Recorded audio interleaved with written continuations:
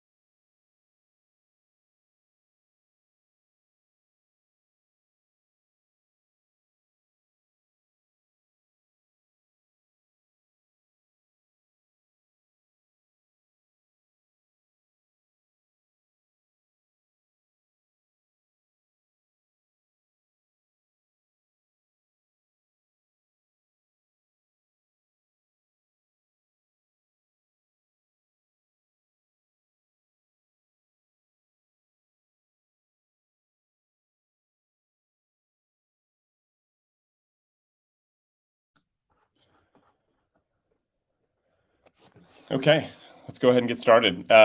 Welcome to the March 8th community call for the Forta Network. My name is Andy Beal. I lead ecosystem development at Forta, and I have the pleasure of hosting these bi-weekly calls with the members of our community.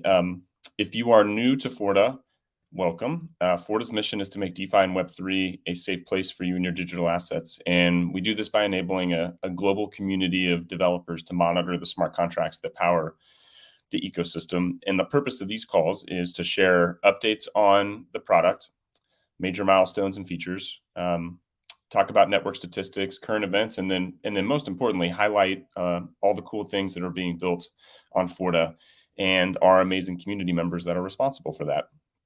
So we have an exciting agenda today. Per usual, we're going to start with a network update. I'll run through that really quickly at the top. And then we have Mariko from the core dev team who is here to discuss the Forta API. I know this is something that we've teased in previous calls, but Mariko's gonna walk through that in more detail today. She's also joined by Anudit, founder of Convo Space, to talk about how they're integrating Forta alert data. So exciting to have him here. We also have Michael Blau from A16Z, and he will be talking about how you can use Forta agents to monitor for instances of NFT sleep minting, which is a really interesting use case, and excited for Michael to unpack that for us. And if that was not enough for one call, we also have Christian Seifert from Microsoft here to discuss how the Microsoft security team is using Forta agents to monitor for phishing attacks. And this was a use case that we actually shared on Discord and Twitter a couple weeks ago too. So, but Christian's here to talk about it in person. And then we'll wrap up with a few announcements. We do have an ongoing developer contest right now with Solace. So I'll touch on that at the end. So let's jump into network statistics. So as of this morning, 20 scan nodes on the network. That's up from 18 3 weeks ago. We will do a more formal announcement about this soon, but we have added scan nodes for 3 new networks, Arbitrum, Optimism, and Phantom over the last 2 weeks. Really exciting. So we continue to sort of expand our support for the EVM family, and Forta now supports 7 chains, including Ethereum. So really exciting growth there. Shifting to agents, roughly 450 active agents on the network as of this morning. That's up from a little over 300 a couple weeks ago. So good agent growth on the network, and we're also continuing to periodically prune low value agents, so example agents, spam agents, and we will continue to do that. I also want to welcome 3 new DeFi communities to Forta: Iron Bank / Cream, Pickle Finance, and Alpaca. All 3 teams have published agents since our last community call, so want to welcome them to the Forta community. That's exciting. And if you're interested in real-time Forta network statistics, you can always visit the Explorer. That's explorer.forta.network.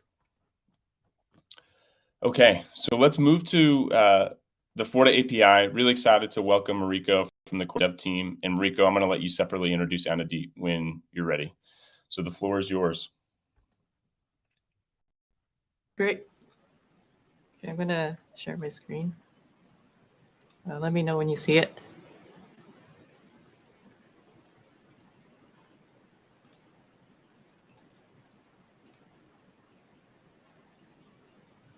Can you see it, Andy? Yes, now it's up. Okay, awesome. Okay, great. Yeah. Okay, well, hi, everyone. I'm Mariko, one of the Open Zeppelins devs working on Forta. And today I wanted to share with you all a new feature we recently launched, and that's the Forta API. So I'm just going to spend a few minutes telling you what it is, share some examples of how it can help you, and show you how some other apps and developers are using it so far. So Forta API is a free GraphQL API where you can get access to alerts. And this will allow protocols, DAOs, investors, and the community to integrate alerts and dApps and tools. And there are many use cases for this, but I'll share 3 today so you have a better idea how this API can be used. So the most obvious use case is probably for developers who want to strengthen protocol security. For example, as a protocol developer, let's say you developed an agent that monitors critical events on a protocol, but the agent has been emitting a lot of noisy alerts. So to reduce them and surface more useful alerts, you can query the API for past alerts, and then analyze your agent's alerting rate and tweak the alerting threshold or logic. Or you can also develop more complex mitigation scripts. For example, the scripts can query the API for alerts from more than one agent and execute smart contract operations based on the received alerts. So another example is reducing phishing attacks by displaying alerts and dApps. So as a dApp developer, you can warn or notify your users of potential threats and governance changes in the dApp. You can also build out an extension to wallets like MetaMask to display warnings in wallets. But that could be about a particular wallet address or smart contracts users are about to interact with. Or there could be a tool that can check if a smart contract is safe to interact with based on the past alerts. And this is all possible by querying the API for alerts across agents that are associated with specific wallets, smart contracts at different points in time. And then finally, the API can help you make more informed financial decisions. So as a financial analyst, you may want to analyze several blockchain projects alerts and identify trends before making any investment decisions. And as an insurance protocol, you can decide whether to provide coverage or process claims for a particular smart contract by analyzing its alerts to gauge its security. So those were some examples.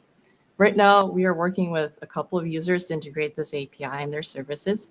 For example, Open Zeppelin's Defender is a platform that automates smart contract operations, and they're using this API to support monitoring and sending Forta alerts to Discord, Telegram, and automated scripts.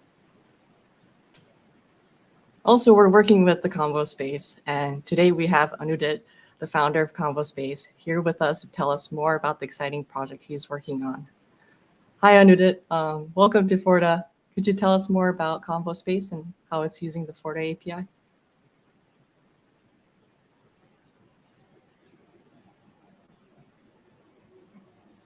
So a quick introduction about myself.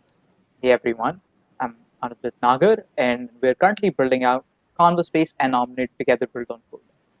And we started this journey out, sort of building out this worldwide social layer called Convo Space, whose core goal was to sort of break down the silos of the internet and allow any dApp to interact with like any platform, and for users to be able to communicate on top of that. So if you were on like a dApp like OpenSea, you should be able to communicate with your community on Telegram. Or if you're on Telegram, you should be able to communicate to like Rarible or the metaverse seamlessly. But when people started communicating online in like a decentralized manner and people started using Convo Space, we realized that people wanted more trust even before they interacted with anyone online. So the same thing happens whenever we're following someone on Twitter or whenever we see someone in real life. We try and establish something common. We try and understand whether or not I want to talk to that person and things like that. So to recreate that same human level of trust and confidence on the internet, and especially in the world of blockchain, was critical for us to be able to communicate and coordinate better. So that's where this sort of the idea of Omnit came into being. This omniscient ID that just knows and understands everything, your behaviors and interactions online. And by your, I mean like any specific address. So Omnit is built in a way that it's arbitrary for any Ethereum address. You can drop in an address and it'll understand all the on-chain and off-chain patterns for that address, understand that address's reputation, build their identity, and make it accessible for any website. And the core goal of this entire project really shines out with Forta, primarily because of like the real-time threat detection and the API, because we use both of those things in our products. First, we take in all the data that Convo knows, pipe it into the Forta network through the agent system, and now we can have real-time alerts on whether or not you are interacting with an untrusted address or an address that has been flagged by Etherscan for potentially phishing and things like that. But at the same time, we can take all of that alerting data that is generated not just by us, by everyone in the network, and pipe it to everyone else who's using Omnit as their identity layer for much deeper and richer analytics about who you're interacting with online in a much more real-time manner. The reason why this is very useful to us is the fact that you could be opening up MetaMask and just send in a transaction over there. But usually what happens is that whenever there is a hack or whenever there is something malicious that is happening in the network, we have to keep up to date maybe on Twitter or Discord groups to really understand, okay, maybe something is going wrong. I should not interact with that smart contract. But because of this real-time system of understanding a contract's or a user's behaviors, we can start pumping in those real-time alerts directly into things like MetaMask. So we have through MetaMask like Snap extension, we have Omnit and Forta connected directly to it too. So apps and devs can actually see all the real-time conversations through Convo, their trust levels through Omnit, and those real-time alerts through Forta directly over there, so that whenever you're sending a transaction to the address, you can really see the entire community talk about it and hopefully not send that transaction.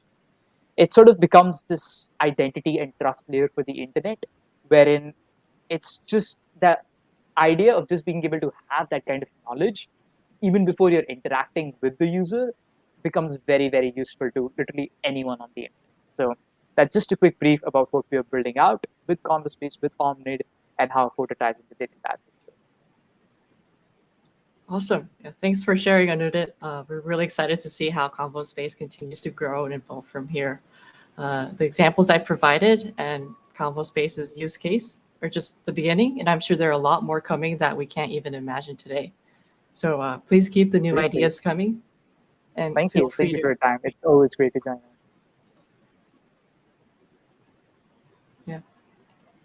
and yeah, please keep the new ideas coming, and feel free to reach out if you need any help. We'd love to see more of these integrations to help Web3 users navigate the ecosystem safely and reduce exploits and hacks. If you'd like to learn more about the API, check out our Forta docs. We also provided some example queries you can try in the API sandbox, and you can find the examples in the Forta API GitHub repository. And if you have any questions about the API, we created a new Discord channel called API Support, so feel free to share them there. Thanks. I'll pass the mic back to Andy. Hope everyone has a good rest of the day. Thanks, Mariko. Thanks, Anudit. Look forward to sort of revisiting the API on a future community call too. And Mariko, thanks for sharing the contact information about the API too. That was one of my questions, but as usual, you're one step ahead of me. All right, we're going to jump to the next item on the agenda. I want to welcome Michael Blau from A16Z to the stage. Proud to have A16Z as an early backer of Forta, obviously, and excited to hear how Michael is using Forta to monitor for sleep minting activity, which is a really interesting, sort of NFT edge case, and that we're seeing sort of more of now. So, Michael, welcome. Thanks for the time, and the mic is yours. Of course, it's great to be here. Thanks so much for having me. And yeah, I'll just sort of echo that. I'm currently on the investing team at A16Z Crypto by day, but by night, I'm also an NFT creator and artist myself. I operate under the alias XOR, it's X0R. And as an NFT artist and creator, I've of course gone very deep on the NFT side of the technology in ERC 721, 1155, and stuff like that. And one of the most important things to me about NFTs, and I think to most people as well, is this idea of on-chain provenance, right? That you're able to go on-chain or OpenSea or Etherscan and actually see the history of ownership of an NFT, which oftentimes, and this is definitely more so the case for like one-of-ones or rare NFTs, but it does, of course, transfer over to Bored Apes and things like that, is simply who owned it, right? If a celebrity owned an NFT, who knows, maybe it's more powerful or more valuable, and whatnot. However, I think one of the most authentic forms of NFT provenance is when the artist or the creator actually mints it themselves from their own smart contract, right? So that could happen in two ways. The first way is if an artist actually mints an NFT to their own wallet and then maybe would put it up for sale on a marketplace. Or if that artist owns the smart contract, and by own, I mean as simple as using like the Open Zeppelin ownable library when writing a smart contract. They own it and therefore have control over all the functions within that NFT smart contract.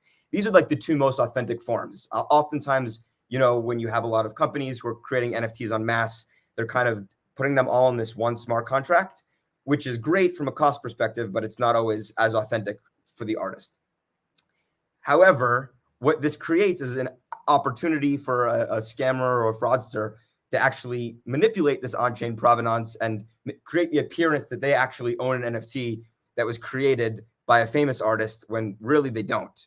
And the way it would sort of work is like this. So if let's say you were a scammer and you wanted to create the appearance that you were selling an NFT that was made by Beeple and Beeple actually sent it to you.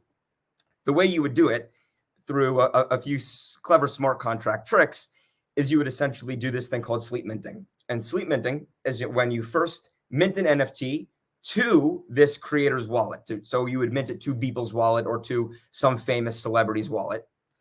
But within the smart contract, you would embed permissions, whether that's a standard approval for the token or some other hidden tricks that would pull that NFT back out of the creator's wallet. And you would either pull it back out into your wallet, or maybe you would pull it into some other wallet that's unrelated to the scammer's wallet. And what this does is it creates the appearance of one, that when you look at the transfer event logs that are emitted from ERC 721, on the mint, it would show that, hey, Beeple actually minted this to himself, right? Which is the first side of things, which of course looks pretty authentic. And then the second time when you actually pull this NFT back out of Beeple's wallet or the famous artist wallet, it would show that that famous artist sent it to you. And now you can go on a marketplace, and whether you're on Etherscan or OpenSea or any of these places, it would actually show that it is indeed true that this artist sent you this NFT, and you can now maybe sell it for a higher value because it was owned by this famous celebrity. So the reason why this really works is because of transfer event logs in ERC 721 or Solidity in general. There's nothing enforcing the parameters that are emitted in those logs. So an attacker or a scammer could quite simply manipulate what's emitted. In this case, even though they might be the one, sending a transaction to move an NFT around, they could fraudulently put that a famous artist address is the one doing that in the from field of a transfer event. So what I decided to do as someone who's pretty passionate about NFTs and NFT provenance is use Forta to create a pretty simple agent that can detect this, because it's actually quite simple to detect it. All you have to do is look at the difference between who's actually sending this transaction, what's the address that's sending this transaction to the network in the standard transaction from field, and see if that's different from the from field that's emitted in a transfer event of an NFT. In other words, if it shows you that Beeple is sending you an NFT based on a transfer event, however, you as an attacker are really the one submitting that to the network, there's a difference there. And it's actually quite easy to detect that, especially with Forta and all the event log analytics that you guys provide through your API. And essentially emit an event that shows that, so that now on the Forta network, you can see when there potentially could be these fraudulent transfers. Admittedly, this doesn't cover everything. There are certain situations where, this mismatch might occur for an honest reason, but this at least covers all the cases. So ideally, if you were to look at these agent alerts and see that there was a mismatch of a transfer here, you could kind of dig in a little bit further into that NFT smart contract and hopefully avoid purchasing an NFT that is not actually created by an artist and is created by a scammer. So it's a super interesting idea. It's pretty simple. And it was definitely, actually, the way that it was created was it was used once for Beeple. It's why I actually used Beeple as the example. This actually did happen, and someone created a fraudulent Beeple piece and sold it for a lot of money on, I believe, some marketplace. I'm forgetting the marketplace exactly. But it's a super interesting NFT scam that I thought would be pretty fun to create an agent for. Michael, really interesting. Couple follow-up questions. One, is your agent deployed? Yes. Okay.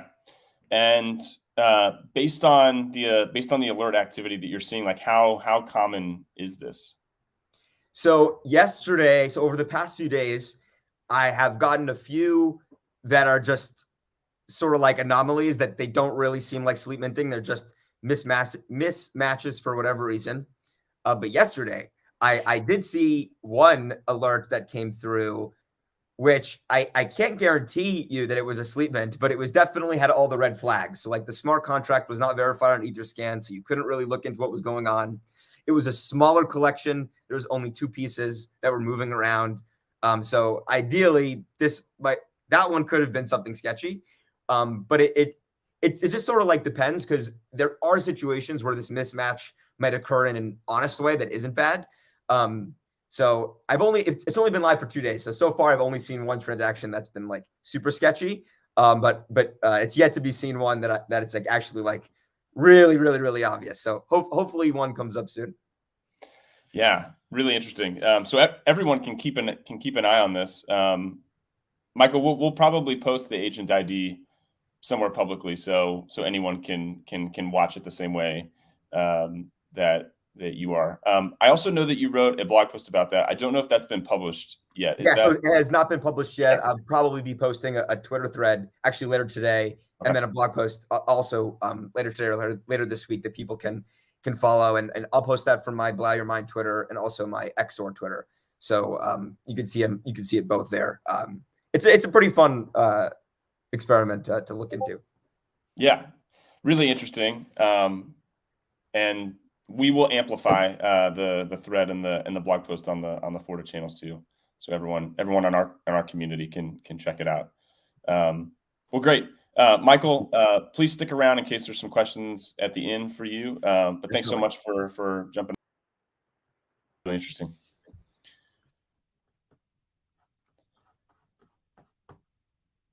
Okay. Next up, I want to welcome Christian Seifert from Microsoft. And if you didn't see this online or in our Discord, on February 16th, Christian and the Microsoft 365 Defender Research Team published an article detailing how you can use Forta to monitor EOA activity involved in phishing attacks. And I think you actually profiled the Badger DAO attack in the piece, but presumably this can be used sort of more generally. So we're excited to have Christian here to talk with us today. about using Forta to monitor for phishing-related activity. So Christian, welcome, and I will pass the mic to you. Right on. Well, thank you. Thanks for inviting me. Great to be here. Well, let me introduce myself, give you a little bit of background. So I currently work at Microsoft in the Web 2 world.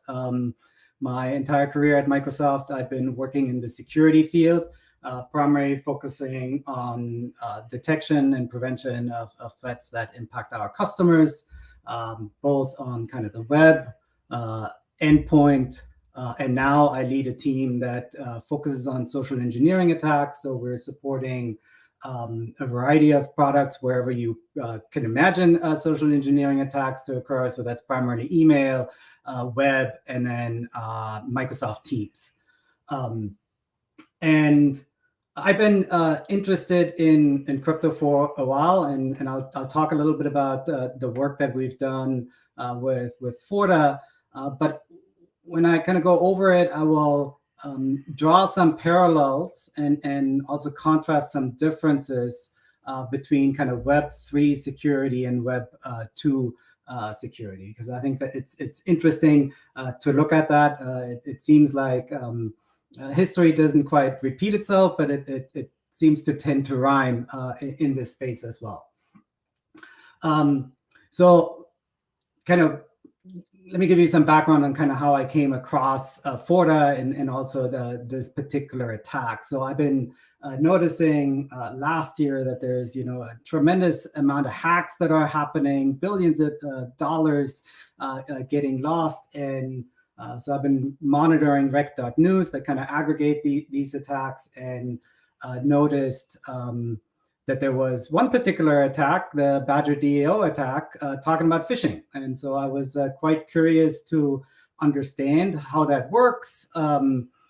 With that, doing some web searches, I came across the Forta contest that you guys held back in December, January timeframe, and thought that would be a great way to learn more about the attack and really get into the nitty-gritty details. And so I've created an agent on Forta that identifies the Badger DAO phishing attack. Let me kind of outline briefly kind of how the attack works. So seemingly the attacker compromised the Badger DAO front end to then inject scripts that would essentially grant token approvals to the attacker address. They did that over a period of, I want to say 2-3 weeks, where they essentially randomly injected these scripts. They even had some logic that assessed essentially the victim's assets to determine whether they want to inject the script or not. And so they kind of accumulated a whole bunch of token approvals. And then after 2-3 weeks, they essentially said, now I have enough token approvals. I'm going to transfer all those tokens essentially into the attacker wallet. And that happened within a period of a few hours. And so that kind of outlines the phishing attack. The Forta agent would allow us to monitor the token approvals as well as then essentially the transfer events. And I think one aspect that I've heard a little bit around monitoring security events on the blockchain is that, well, it seems like the blockchain is, or these attacks tend to be very atomic, and funds are usually lost, and then kind of detection is no longer effective. But I think the Badger DAO attack is a great example where that is not the case. You see these token approvals, several weeks before the actual transfer of the tokens occur. And if I draw some parallels into the Web 2 world, if I think about, 6 years ago, most of the security industry was entirely focused on prevention of attacks. So think of essentially endpoint agents, antivirus, anti-malware agents, and kind of put their eggs all into that one basket of, hey, this is the core component to protect enterprises, consumers from threats. But 6 years ago, we realized, well, that's not the silver bullet. We all know that all prevention technology has gaps, and attacks slip through the cracks. And so a few years ago, the industry has started to develop endpoint detection and response capabilities, where if an attack does not get prevented, well, how do you detect that attack? Now the attack is on the network. The initial infection happened. Now the attacker performs a whole bunch of other actions. And that's really where the endpoint detection and response product comes in, to monitor essentially what is going on the network of a customer, inform that customer, give that customer context on what they're dealing with. Is it, script kiddies? Is it a state-sponsored adversary?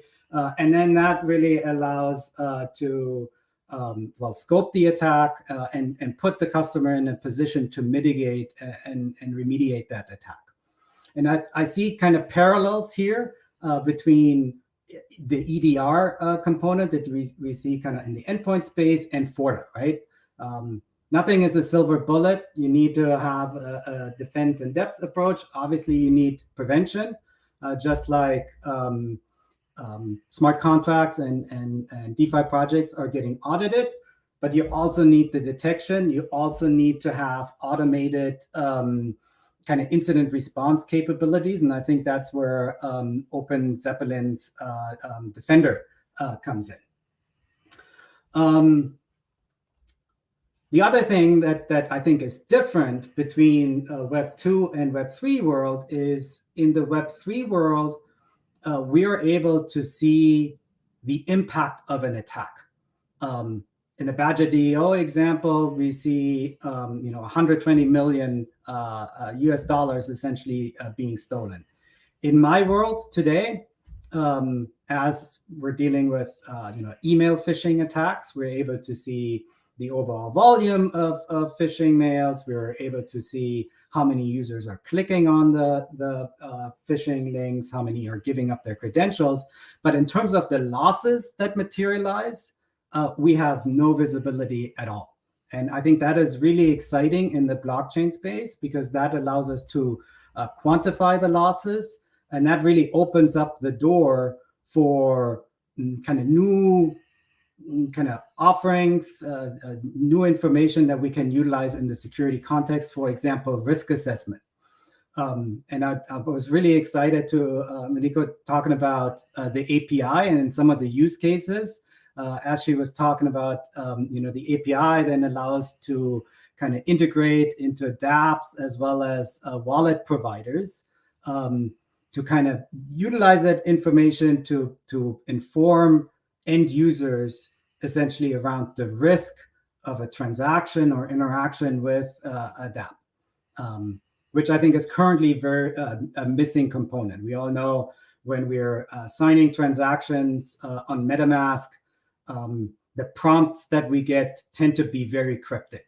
And the average end user is not able to tell the difference. Are they signing a transaction that's with a Badger DEO contract, or sign a transaction that grants approvals to an attacker address? The other thing that I would want to contrast is, which I think is really neat about the Forta project, is the community aspect. Again, in my world, we're dealing with a lot of sensitive data, right? Think of email that we're processing for enterprise customers. That obviously is very sensitive data. And so all the protection technology, all the algorithms and models that we develop, we have to develop in-house. So we have a large team that focuses on that. Because the data is so sensitive. It's not like we can share it and kind of invite the community. But on the blockchain and the way Forta is positioned, that is very different. Everything is already public. And that allows you to really involve the community that is on the call today. And I think that is very neat, because there's a lot of expertise that exists in that community. Again, if I contrast at Microsoft, we have a lot of expertise within Microsoft. Folks have, machine learning background, security background. But if we're able to tap into the community, there's much more diversity there. You have economists, game theorists, people with a reinforcement learning background, right? And I think that is really empowering and exciting of what Forta is able to do. Now, one thing that I think is a missing component in the blockchain security space, and I would love to kind of discuss this a little bit with you, is in the Badger DAO attack, what happened is the Badger DAO front end was compromised. Other phishing attacks, let's say I want to phish customers by pretending Uniswap, I set up, a different website, uniswap.io or XYZ, right? And kind of start phishing users. But on the blockchain, we're only seeing the transactions that are signed, which does not give us insights into the Web 2 component, which of course many of the protocols rely on today, where that is coming from. And I think we could do a whole lot more in terms of scam protection, phish protection, if that piece of information would reside on the blockchain as well. Like, hey, you sign a transaction, it was signed by MetaMask, and this particular front end, so let's say Uniswap XYZ, was associated with that transaction. I would love to hear a little bit what people think about that idea.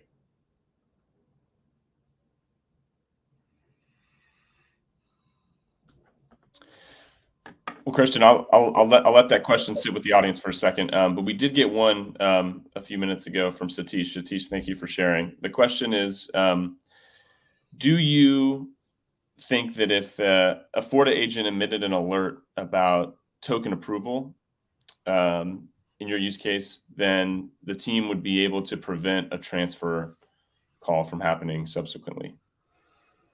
Well, that depends a little bit on who owns the token, right? Like in the Badger DAO, if it's a token that is controlled by the Badger DAO protocol, if they have, pause, unpause capabilities in the contract, then yes. But if it is a token that is not owned by them, that doesn't have these capabilities, like think of USDC, I don't know whether they have it, so maybe I shouldn't name a specific token, but let's assume that doesn't exist within the contract, and no.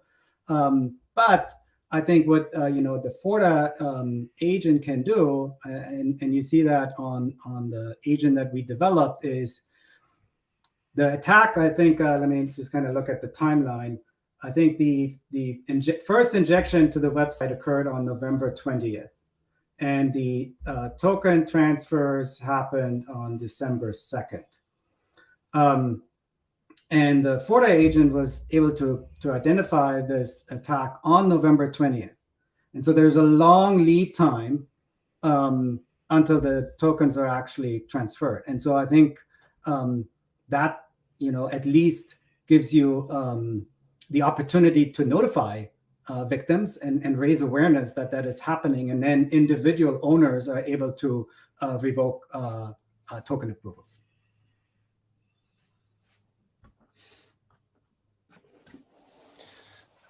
Thanks, Christian. Thanks for the question, Satish. Christian, I'll also share too, related to your last point that you made about not only sort of needing to monitor on-chain activity, but there's an off-chain component to this too, right? A Web 2 or a front-end component to it, and teams need to be, as diligent on that side of the security landscape as they are with on-chain activity. And I know it's encouraging to see. I know from my standpoint, talking with a lot of teams, a lot of the larger ones in particular are investing in, front-end.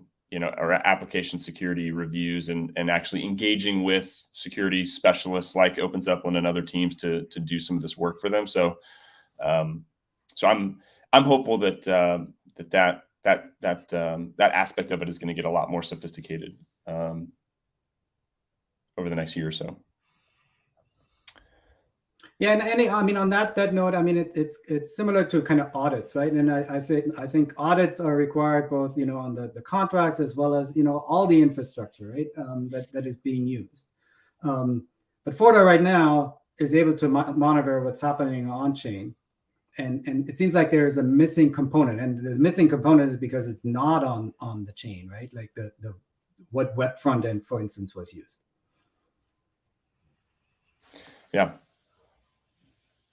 Yeah, and I guess another thing too, just for some of the viewers, is that we're seeing protocol teams in particular adopt a much more sort of comprehensive approach to security, right? Whereas maybe 2 years ago, right, they were using templates and getting an audit, but the security work may have stopped there, right? Maybe they were doing some very simple monitoring with bots and things once the contracts are deployed.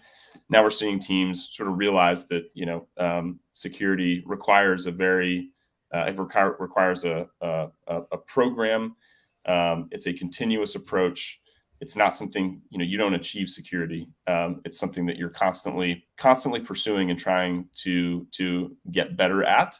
But you need to do a number of things collectively to be as secure as you can be, and it includes on-chain things, off-chain things, assessments, having incident response and emergency response plans. So if you were to get one of these Forta alerts, right? Let's say you got the November 20th alert. How is your team going to react to that, right? What plan? What's the process you have in place to respond to information like that? I think it's really encouraging to see teams sort of recognize that they need a more formal response plan. So exciting stuff. Okay. All right, Christian, thanks so much for the time. And stick around in case we have other questions. I'm going to move to some general announcements, just because I know we're coming up on time here. So we do have, I think it was mentioned earlier, but we do have an agent development contest that's live right now. Today's actually the last day. This particular contest is sponsored by Solace. Solace is a new decentralized insurance protocol. We're really excited to be working with them. That contest started on the 1st and it runs through the 8th today. So if you are interested in submitting an agent, there are 5 challenges for the Solace contest.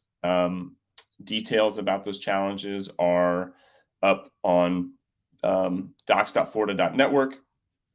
You'll see details around the challenge and the process to submit an agent for the contest there. And if there are other general questions around the contest too, you can always reach out to someone from the team, one of our ambassadors, or Sam on Discord, and they'll respond quickly. So last day, so a couple more hours to submit. We look forward to reviewing all the submissions, and I know the Solace team does as well. This is going to be I think an exciting contest for us, because a lot of the agents that are developed as part of the contest, the team does plan to publish and use. So this is one of the first examples of truly crowdsourcing agent development and monitoring for a new protocol. So really exciting to see individual members of the Forta community, who aren't part of a core team, contributing agents to a project. So exciting stuff, and thank you for everyone that has already submitted an agent to that contest. Okay, so that wraps up the prepared agenda. We do have a few minutes for general Q&A. Christian, we have a follow-up question from you, also from Satish, who asked the first one. I think we're going to show it up on the screen here too. Badger DAO attack, can that be viewed as a supply chain attack in Web 2? Yeah, that's a good question. I mean, I think their Cloudflare provider. That's kind of how they were hacked. I mean, they didn't quite use a library.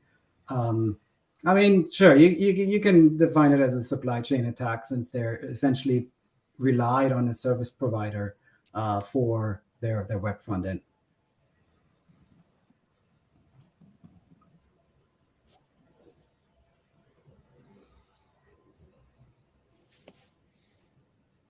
All right, thanks for the question, Satish.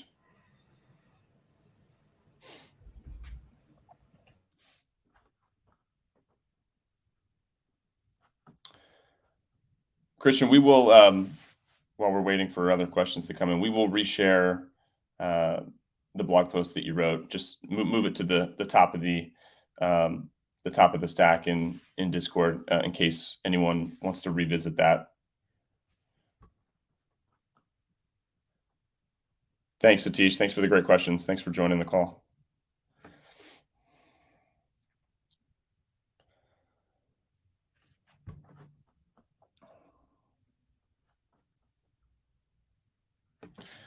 Okay. Well, folks, I think we can call it here. Christian, Michael, Mariko, Anudit, thank you so much for joining. Hope to have all of you on a future call. Michael, looking forward to the Twitter thread and blog post about sleep minting too. Exciting stuff. And Mariko, thanks for sharing an update on the API. Everyone who joined, appreciate the time. Thanks for the great questions. Have a good rest of the day. Thank you. Thanks.